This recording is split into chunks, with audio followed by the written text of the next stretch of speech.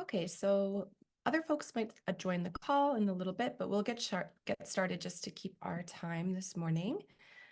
We're going to do our workshop for the WD Masters series, and this call is recorded, so hopefully your branch will be able to get a copy of that if you want to watch the call back and refer to it at any time. I see some familiar faces this morning. There have been some folks that have been joining me along the week to do all of the Masters series. And I also see some new people in the call. So just keep in mind that with each program, I do try and go over like general things for teaching masters. So if there is some overlap there, just like hold tight because I will get into specifics of like the World Discourse series as well. But yeah, I just want to be thorough because I see new faces as well. So for some of y'all, this is the only workshop you're attending. Yeah, and we're going to dig into masters here. There is a lot of information to cover. So if at any point you'd like me to repeat something, to clarify, yeah, if you have questions, pop those in the chat or just turn on your mic and you can always ask me. Okay.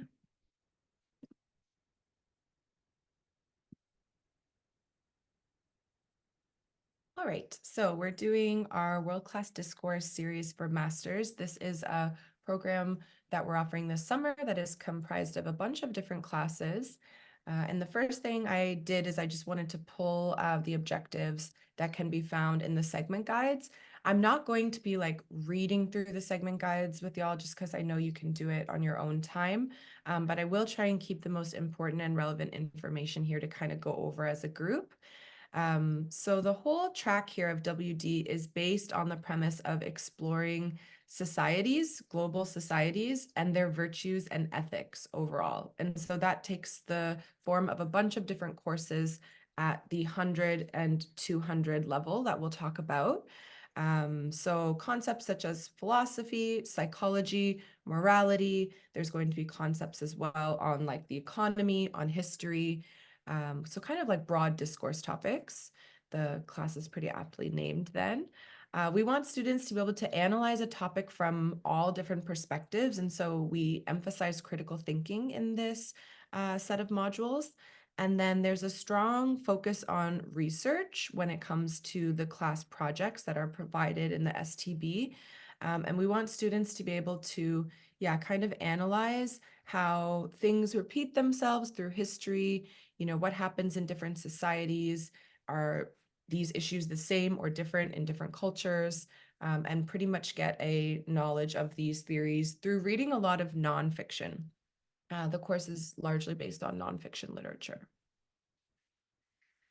So these are the 100, 200, and 300 level classes at a glance, but we'll explore them in more detail. And beside all of these different classes within the track of world-class discourse, I just paired here some of the activities that you're likely to run in the class. So of course, analyzing current events. A lot of the textbooks, I would say, take a bit more of a kind of like Eurocentric approach to a lot of the classroom ideals and theories. So whenever possible, I like to contextualize things within at least Asia, if not Korea. That way my students have a better chance of relating to the topic and finding real world applications as they're usually more familiar with like Asian or East Asian history or Korean history, right? Yeah, and then there's different kinds of activities that you'll run. Some of the modules include things like doing a specific case study, so choosing one issue and looking at it closely. We've done some scenario role plays in these classes. Journaling or other types of reflection-based activities take place in a lot of these classes. And actually, I think this is a great tool to use in a class that is based largely on nonfiction because as you can see, there's not too much creative output that is like given in these smart textbooks. So whenever the students have a chance to kind of do something a bit more free form, like journaling, I think that's always a nice kind of opportunity for them where they'll feel a bit more comfortable in that style of writing. And then of course, running a bunch of different class discussions. Okay, so I always just like to leave this slide in my workshops of how to prep for master's classes. And this is true of WD, but this is, I feel, really true of any master's class you might find yourself in, is that It's a nice strategy to explore on prepping based on units that are the books entirely or like a theme-based prep. And so what I mean by this is like usually, at least for me, my experience in my V1 high or C2 high classes where we're reading literature is that I would usually prep lesson by lesson, if not maybe like for bi-weekly, like I would take 2 lessons at a time and prep those. And I was able to keep up that reading pace for myself and that prep pace. But something that I find that can be very helpful when teaching master's classes, and specifically these dense, like world-class discourse classes that have just so much information, is to try to prep ahead.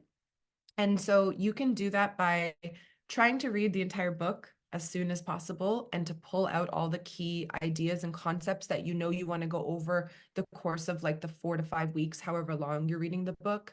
You can also do this prep based for overarching themes. So most recently at Mokdong branch, the branch that I teach at, myself and Elle, the other WD teacher I was working with as we taught the same class, we decided to pull out like a theme of theory versus practice, or intent versus impact. And these themes we tried to kind of tease out of every single lesson or multiple lessons in order to give the entire course like an overarching theme that we could keep reinforcing with the students. And so even if they didn't grasp all of the material, because it is quite challenging, they were able to at least reflect and grasp those themes or be able to remember that week by week that we were talking about, how does something function in its theory and idea, but what does it look like in practice? Okay. And the last tip would just be prepping with your final project in mind. So what I usually like to do, and I'll just kind of like model this here on the teacher's portal. What you can do on your own, or what's always nice to do, is if there's another instructor who's teaching that same class as you are for WD at your branch, it can be nice to kind of sit down and look at the textbook together. So for example, just popping open your textbook here, and then what I'll do is obviously open lesson 1, right? I need to know what I'm doing in the first lessons, but then I'll come to the end here and open up these last lessons and then just go right to the final project pages in week 1, right? That way I know what we're doing for the project when I start my class in week 1. And this isn't coming as a surprise to me later. Like as if I was prepping week by week, I have this in mind. So since I know I'm doing like a trial project, or maybe if I decide I want to modify this project, I have a lot of time to prep and plan for it. Okay. Yeah, so that's just something to keep in mind while teaching your classes. Okay, and then I'll just pop back to our PPT. Mm,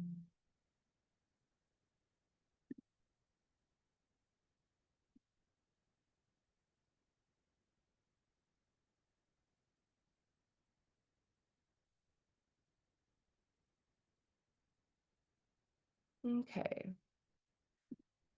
Yeah, so the other thing that kind of goes along with what I was speaking on with like the overall prep approach is making modifications to your classes as well. So these are just things to consider.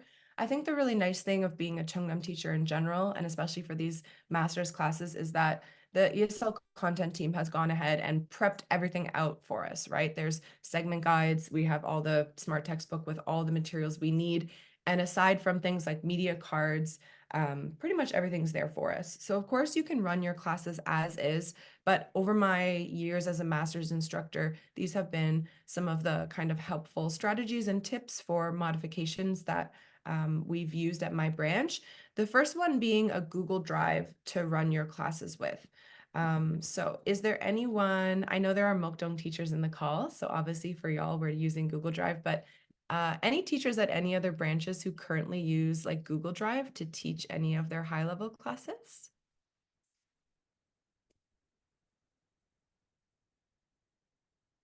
Okay, maybe not. Maybe Mukdong, we're kind of rocking with the Google Drive, and that's fine. It is a strategy I recommend, and I'll just kind of tour what our drive looks like. So if anyone who's teaching WD at another school, yeah, wants to go ahead and be able to do that, it might look something like this. Okay.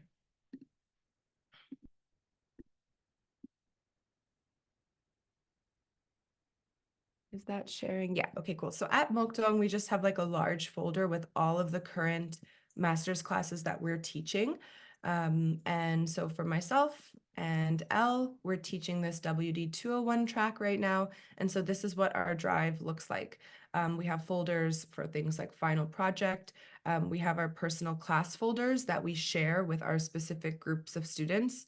And then whenever we prep stuff, we have it here shared together so that both of us can see it, project prompts, a bunch of different materials. So if I just click onto my folder, this is how I like to organize it, with folders for each of the classes I teach, so that when my Monday kids join this folder, yeah, they're able to upload all their project input right into the folder, and then I'm able to leave like comments on their work, which is very helpful. So in week 6, for example, we did like a essay project.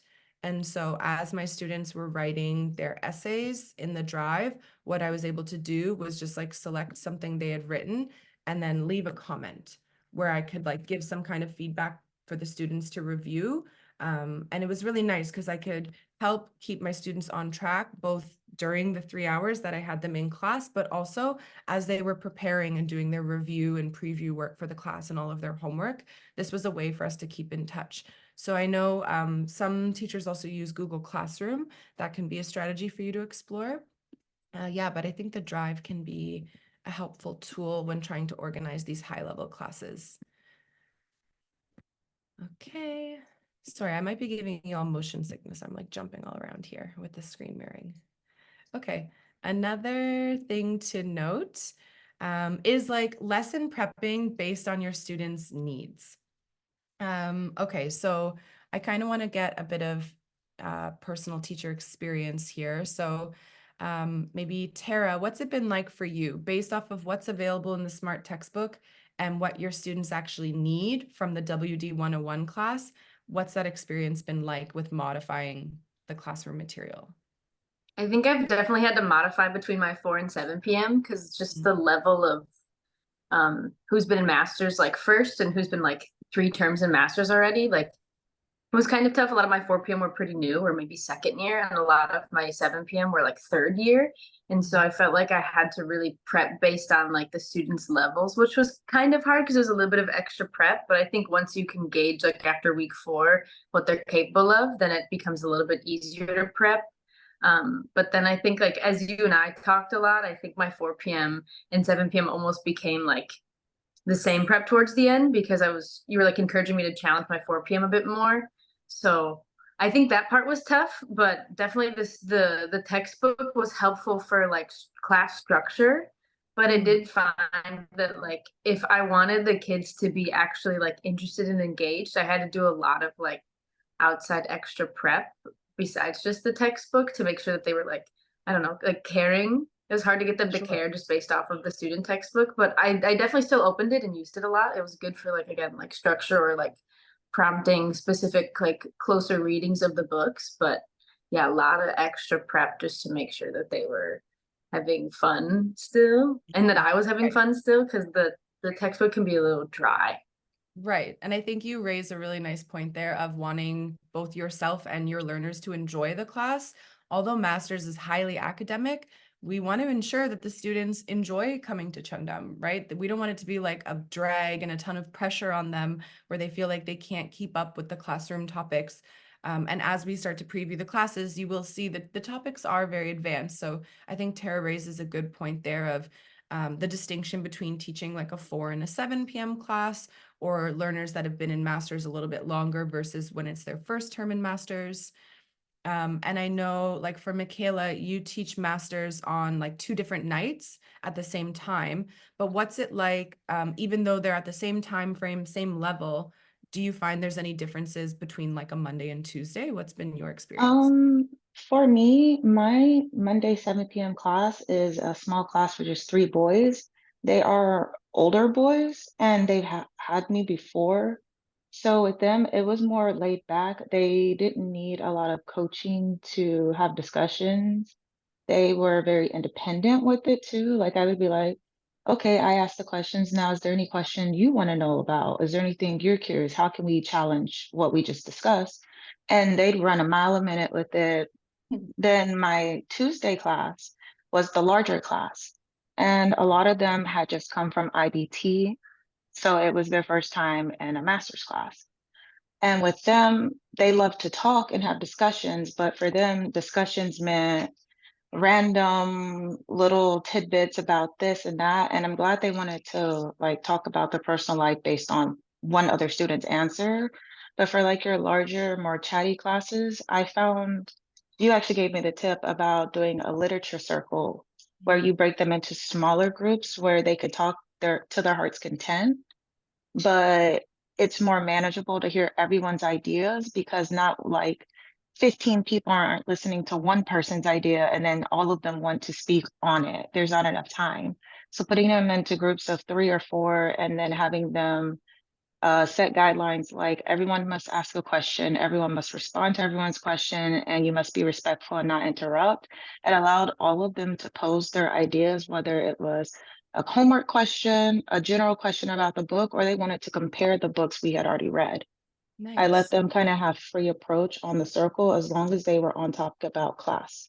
And it That- did help get them all talking and help them understand that everyone in the class has a different opinion about the subjects.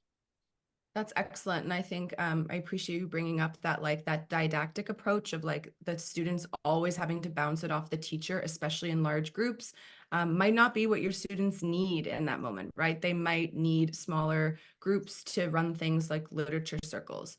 And I can show like a little resource of what we use at Mokdong Branch for our lit circles, just so if anyone else is interested in doing so, yeah, you can always see what that looks like.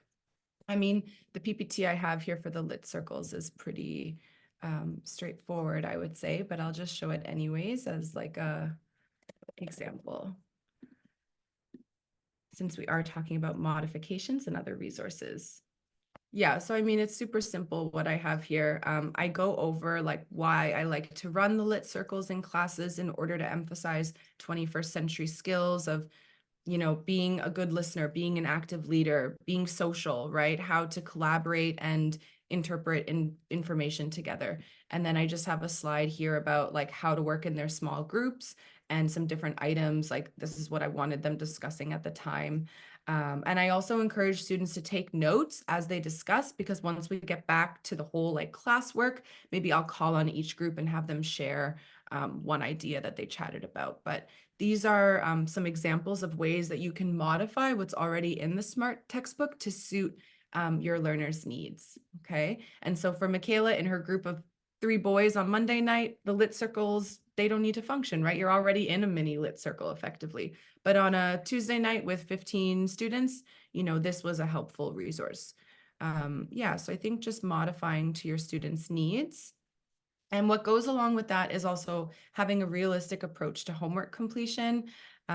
This is something that I always like to ask teachers is like, to what degree do students do their assigned reading at your branches? So maybe Catherine, can I call on you? Like for your V1 or C2 classes, how does it go with students doing all of their reading homework? Well, at our branch, it's a bit of a struggle to try and get the students to make sure that they complete all of their reading. So we have a few systems in place to try and motivate them to do their reading. So, like I have in my classroom for V1, I have like a sticker chart. So, like if I can gauge whether the students have actually completed their reading through like a bunch of like comprehension questions that we quickly do in class, um, then they get like a sticker. So it's not so much that they like that they, how can I say, like I'm not gonna like stand over them and be like, why didn't you do your reading? But if I can tell that they have read it by just having them answer some questions about the class, then they would get like a sticker for it. But I know that a few other teachers at our branch just kind of hope and pray that the students have finished their reading, but it is quite tough to Yeah. get them to. And I would hope that at master's levels, the students would be a bit more interested because they've gotten to this high level. But yeah, I think it's And I think you're right, struggle. Catherine, is that like we hope and we pray that at any level, and especially at masters, the students will be completing their reading, especially to be able to come in and discuss the class concepts. But it's not always realistic given things like maybe their niching, like test schedule, or their other academies they attend, or just like their motivation. Even though they're masters, some of them struggle to kind of self-regulate with their own motivation. So a strategy that we can use in order to mitigate that can be something along the lines of like homework scaffolds, which I'll just show an example of here as well. This is something we do at our branch and that we prep together, are these homework scaffolds. And let me just, yeah, I have an example right here. Okay. So we have an upload schedule where like groups of teachers teaching the same classes take turns making these scaffolds. That way you don't have to do it every single week, but there's one available for your kids every week. So this one, you give the instruction of what pages they need to read, and I try to encourage my students to be like active readers, taking notes in the margins and things like that. But as they read, here are some scaffold questions that can help them along. That way, when they come to class, they know who Dr. Jones is, right? Or they know who Howard was reunited with, and they know these key moments from the text. Now, you'll notice that here I've actually gone ahead and included some page ranges. And this was at the request actually of my Monday night students. My Tuesday night students, they were with it. They were able to just, based off of what we said was the assigned reading, however many pages up here, they would just go ahead and do that and answer these questions accordingly.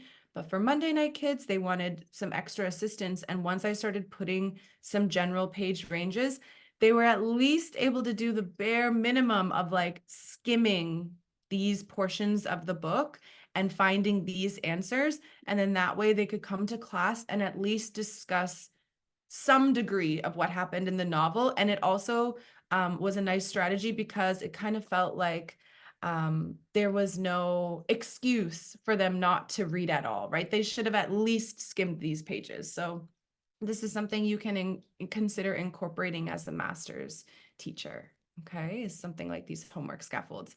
And it doesn't have to be too much prep, to be honest, because one strategy you can do is like go ahead and open up that week's smart textbook, right? And so here are the dive pages for the lesson I was just showing the homework questions for. What Ella and I would do is just like go through and decide which of these dive pages are we covering in the class. We usually try to cover at least three or four.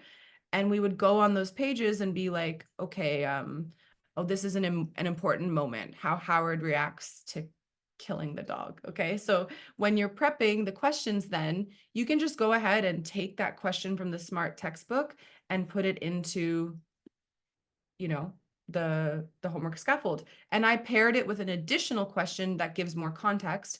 But you're pretty much just pulling things and having students preview the lesson you're about to teach, which helps with, higher level class discussions. Okay. All right, then let's kind of dig in now to all the different course codes. Now, as you can see, there are a ton of classes that are offered, and in an hour, we're not going to be able to deep dive on all of them. Instead, what I want to do is, in lieu of just reading out the segment guides, give my kind of input and tips on these classes and their design and my experience teaching them, which I think will be most helpful stepping into these classrooms.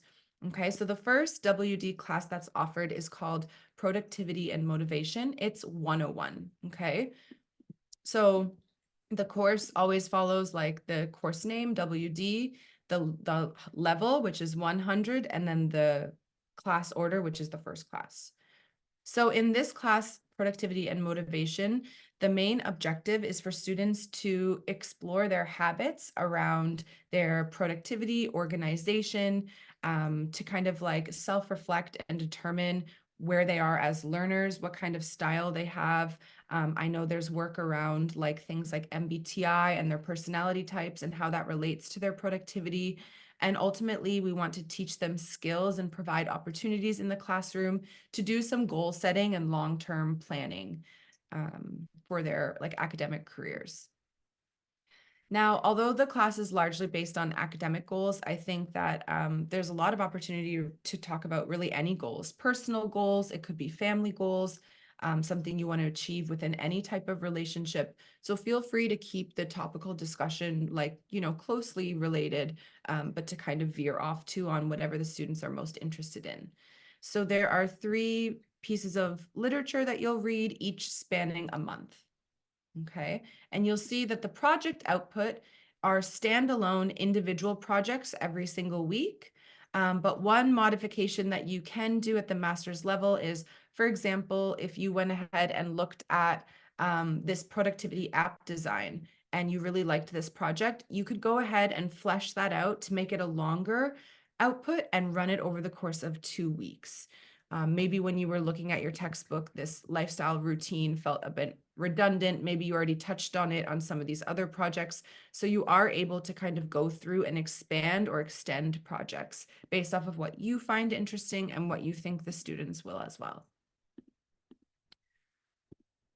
This is just the class breakdown that can be found in the SEG, but I wanted to just show it here because pretty much all of the classes I'm about to show will follow a similar structure, which I'll touch on now. In the first hour, we do obviously admin work, but we also do things like previewing and reviewing concepts, introducing new class ideas, and starting our discussion and analysis. That's all in the first hour.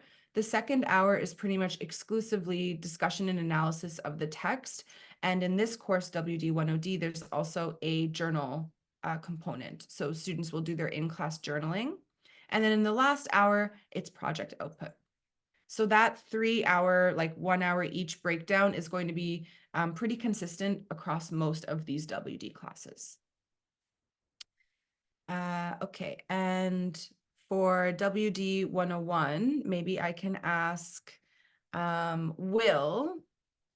Will, do you have any tips in mind for WD 101 since it is the very first WD class that students will be taking? What can you recommend to teachers about getting their new master's students adjusted to the classroom format? Okay, good. Yeah. So I found that especially for one of my classes, for my Monday students in particular, I had more students who were completely new to masters. And I honestly, I found that having a mix of activities that were explicitly graded versus the ones that were more reflective, like the journal prompts, allowed the students to um, see that there were both moments in the class where they could act freely, where they could experience that, like, oh, the freedom that's supposed to come with the master's classes, and could see some of the additional responsibilities of the other assignments. And I learned, like, for those students in the first couple of weeks, I was learning how to scaffold the project output and give really clear expectations and examples for the project so that students could see what was expected of them. And I think that helped some of the students to see what they needed to get to. Though that was for the students who are new to masters, it was really important that they have a really clear, very easily understandable vision of the type of work that was expected of them, so that they weren't just thrown into this environment with other students who were maybe speaking with higher vocabulary or and just get overwhelmed. Yeah, I really like what you said there about like providing the expectation and kind of a roadmap for the students of what they needed to achieve, especially in this 100-level class. I think that something that comes up at like HQ and the ESL content team, a common question instructors might have when first teaching masters is like, how do I ensure that this is different from just like an Alba Plus V1 class or my Alba Plus C2 class? Like, how do I make this a master's level class? And I think part of that, a big part of that in my experience really comes in the prep side of things and setting the expectations and outcomes for the learners so that things are really clear. Because obviously there's going to be a challenge in the material, but challenging material in and of itself is not enough to distinguish like a master's style of class. So I like what Will said there about, providing scaffolds and helping students understand what the outcomes were going to look like. Okay. After 101, the productivity and motivation class, we have 102, which is moral philosophy. Okay, so in this class, it's aptly named. It's kind of like what you might think of in high school when you take like an intro to philosophy type class, where we're going to be previewing different philosophical thinkers and looking at their different personal and collective, moral ideals, and then find ways to apply those philosophical concepts into real world settings where students are doing some kind of writing or project output around philosophy. Okay. So in this case, there's one book for the entire term, which is What Money Can't Buy. And this book is pretty much just an amalgamation of all different types of kind of anecdotes and frame stories that illustrate these various topics. So the life settlement industry, right? And what's the morality of collecting life insurance on somebody? The morality of crimes when it comes to something being a fine versus a fee or an actual offense, punishable offense of like jail time, for example. And so we explore these kinds of ethics through the lens of money. But although it's based, I'd say, like on economy, there are a lot of different topics that come up through things like the environment. There are different like sports anecdotes. There are things about relationships in the book. So it's really just like a catch-all to introduce moral philosophy through these different vignettes. And again, there's project output each week. And the kind of frame of all of this is that you're pitching to a CEO and kind of presenting things like your different sales pitch, your business mission statement, your business plan that you want the investors to look at. So in a way, these standalone projects work as term projects. And when I taught at a previous branch, actually at Songpa, I know what we did then was we took some of these project outputs and turned it into a larger term project. And compiled everything into like a student portfolio via PPTs that the students then presented at the end. So rather than doing this writing a welcome letter in week 13, the final week, we did presentations of their like large scale PPTs that they'd put together. Okay, I won't speak on this again. This is just like the breakdown of the timing, but something to keep in mind is that in this track, even lessons and odd lessons, they have a different amount of timing that's offered. So if I jump back, let me just point out the distinctions there.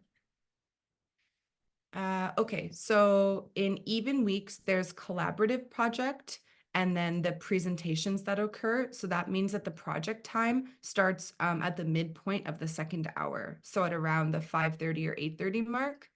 But in odd weeks, it's just really into the last hour. They have like here it's 65 minutes, but effectively it's just the last hour to do their projects. And you can see that in the even weeks, the projects occur over like a bunch of different steps that they have right here, scaling from part 1 in the first hour all the way to the final part 6 right here. And then in these odd classes, we have less steps for the project that happen over the course of the class. So that's just like a small kind of difference to keep in mind as you're viewing the segment guides. Okay, we have these next 100 level classes, social science and behavioral science. Now, these are kind of like pair classes. They tend to be run simultaneously, like from one term to the next, because they both focus on the same objectives, which is exploring different perspectives through the lens of like social sciences and effectively anthropology. So students are looking at issues and looking at how we persuade and achieve kind of like group thinking, how we look at biases, stereotypes, and all those kind of things in behavioral sciences and social sciences. So for 103, we have two novels, Freakonomics and The Tipping Point. I really like this track because both of these books, the students tend to find quite interesting and easily digestible. The assigned readings are also not too long in this track, which is quite nice. So I usually have a good time with getting my students to read along and then discuss the different lesson content. Again, we have individual standalone projects for 103. For 104, we have, again, two novels, Sway and Outliers. Now, one thing for me when I was teaching this track, the Outliers, I would say is more dense and challenging for students. And then a lot of the topics are based on like specific studies of, I would say, like not pop culture people, but like, okay, so like Bill Gates, Joe Flom, the owner of Korean Air, Chris Langan, like they base it on these different kind of character studies rather, but I had a little bit of a harder time personally getting my students to buy in on like why they should care about Chris Langan, for example, and find that interesting each week by week. So what I ended up doing in Outliers was I took more of a thematic approach to this prep. So because we had a nice time in Sway discussing the different concepts of like, why do people behave so irrationally and where does groupthink come from? I just kept reinforcing those topics and bringing up those questions down here in this novel rather than only focusing on what the STB wanted to know about, like who's Chris Langan and what happened with the termite mounds. Like I focused less on the actual comprehension of the book and more on like a thematic approach in this 104 track. So that's, again, always something to keep in mind as you're prepping. Yes, and you'll find these in the segment guides. These are the classroom breakdowns, but they're going to look very similar each time with, 3 standalone hours with their own components. So for these classes, there is a final project that gets previewed in week one. And then the final project is a final essay. So students create their essay and then will be creating their essay presentations and give those to the class come week 13. So I think when it comes to this class, there are some good resources available on the FTP in terms of like essay scaffolds. With my students, I've also given like an essay writing workshop. This is something we do at Mokdong that I can kind of show now. We do this in order to prepare for our achievement tests, but it's also just something that is helpful whenever you're running a writing project in class, specifically when it's like analytical essays, is just like a slideshow here we have at Mokdong where we set up like some example prompts of what the students could be writing on. And then we lead them through how to write an academic essay and what the strategies are like for their writing process. There's like an analogy I found here of guiding an old blind lady like myself through your essay and how that works as a reader of a student's essay. And then I always give the students some overall feedback of like common, I'd say like errors or missteps in their writing that I find term by term. And then I help them to address those before we get into the writing process. Okay, so yeah, creating resources like this can be quite helpful and will make the project output at a much higher level rather than just handing the students the prompt and because they're masters being like, okay, now, write your essay, make sure you're scaffolding the skills for your students. All right, we have the WD 105 class now. This is a newer class that was created from the content team, and it's an intro class to psychology and neuroscience. So for me, as like an art major, when I stepped into this classroom and had to start teaching concepts of like neuroscience, this was a little bit tricky. This was something I personally had to spend a lot of time reviewing in order to feel comfortable teaching students about things like psychological disorders, mental health issues, and making sure I had the right treatment of this class.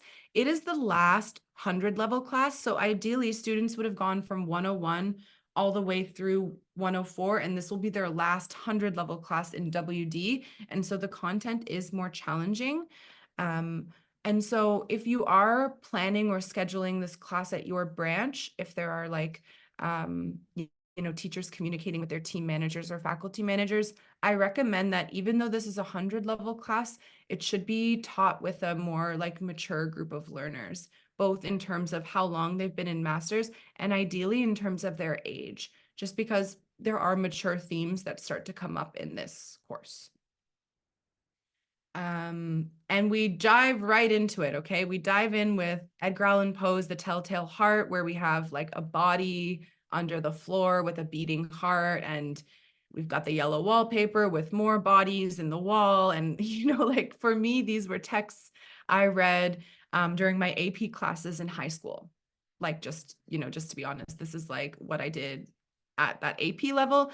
And now for me, when teaching this, I had my elementary school students, so 5th and 6th graders, even I think there were a couple of 4th graders in that 100 level class. So finding ways to approach these topics in a student-friendly way. I think the SMART textbook does do a nice job of it, but my biggest tip for this WD 105 class is allowing for those side conversations or personal conversations to occur as much as possible, where I would just ask students like, rather than like, Freud's theory of dreaming and how memories are created, it's less important if they understand like Freud, for me, as if they're able to instead understand, what do you commonly dream about? Why do you think those topics come up? Do you ever have stress dreams? What does your stress dream look like? And sharing anecdotes and just previewing these topics in a more, for me, elementary school friendly way.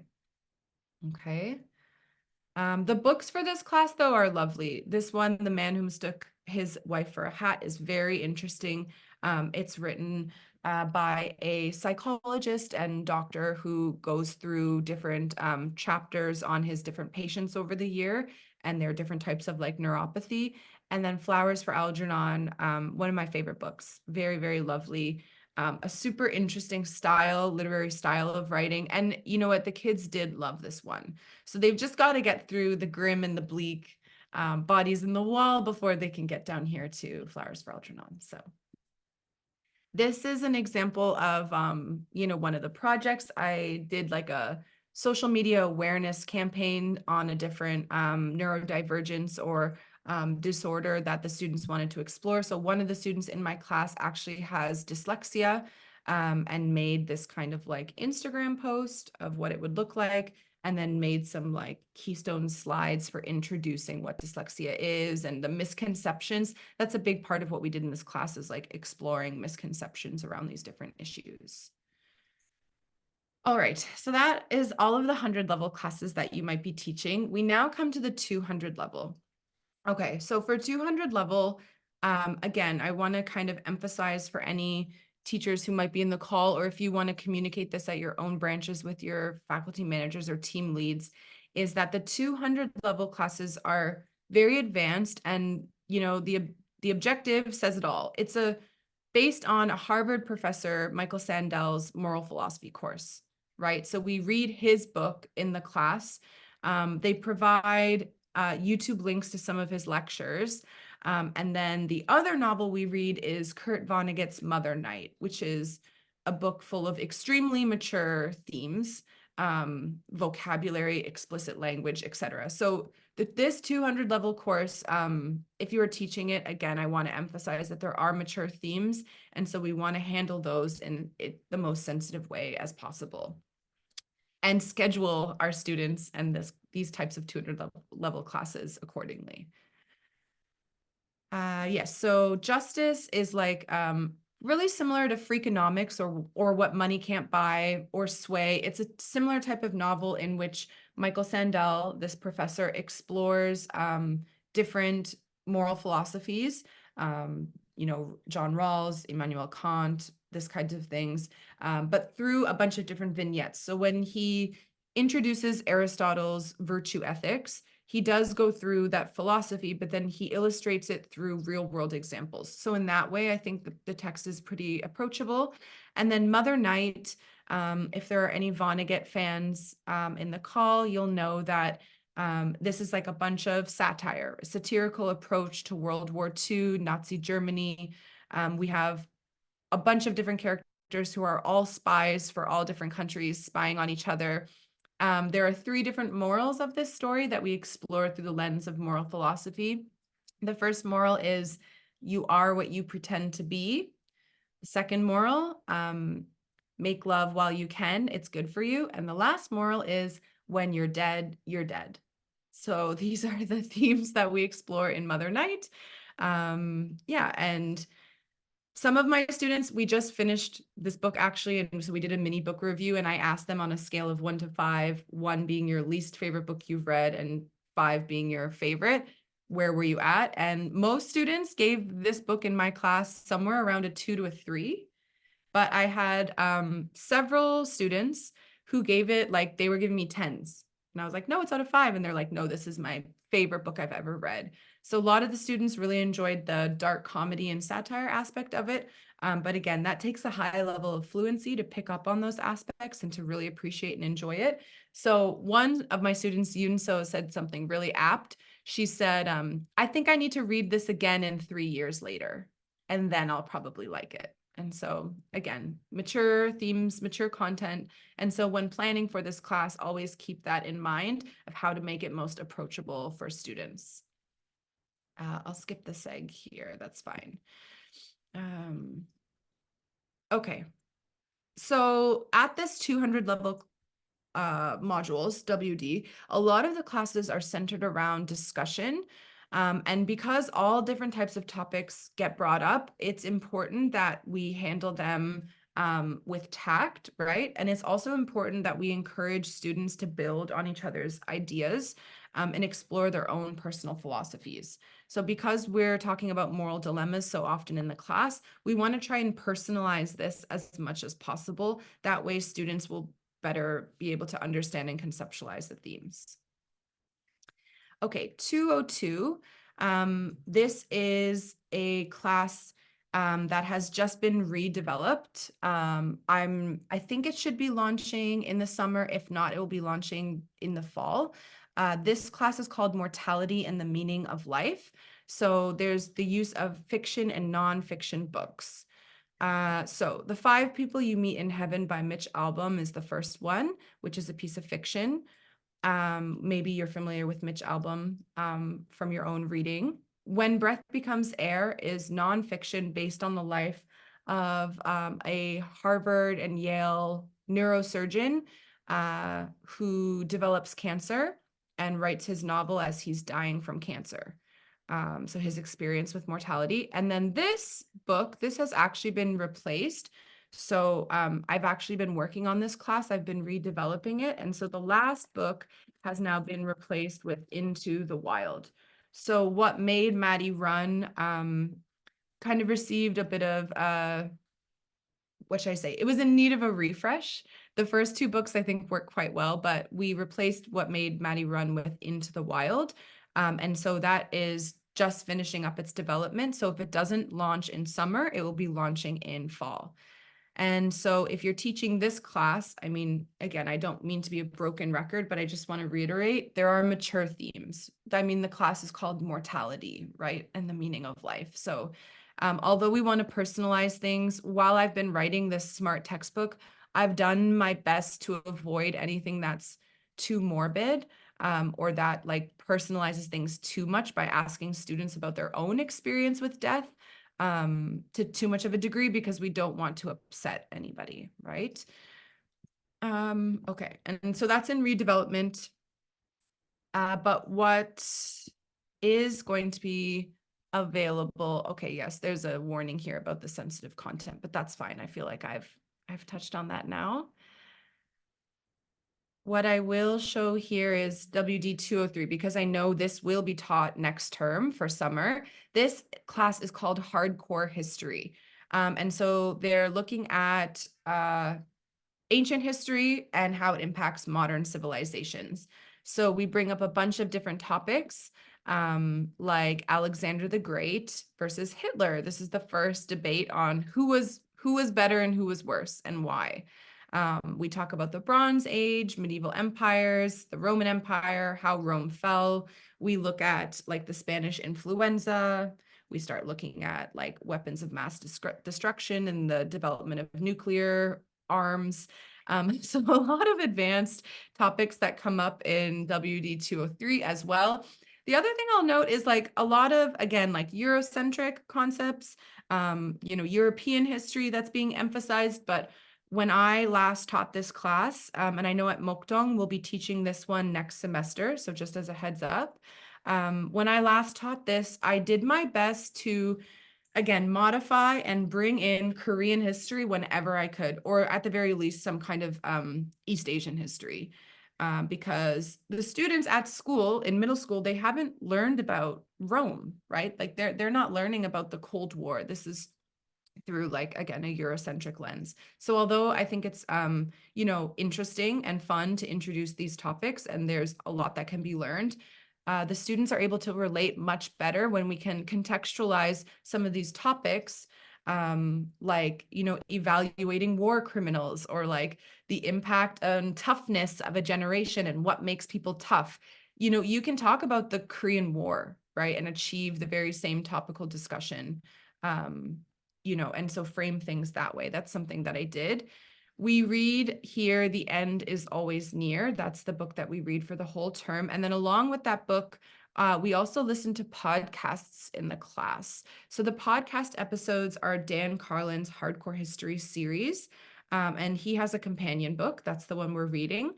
So the podcasts are embedded in the Smart textbook, and the students need to listen to those podcasts for homework. So they can go on their learning portals, access the STB, and then listen to the podcast for homework. The preview page also includes questions that the students can answer for homework. That way, when they come to class, you can replay key moments of the podcast, but you're not playing like the whole 20 minutes during class time.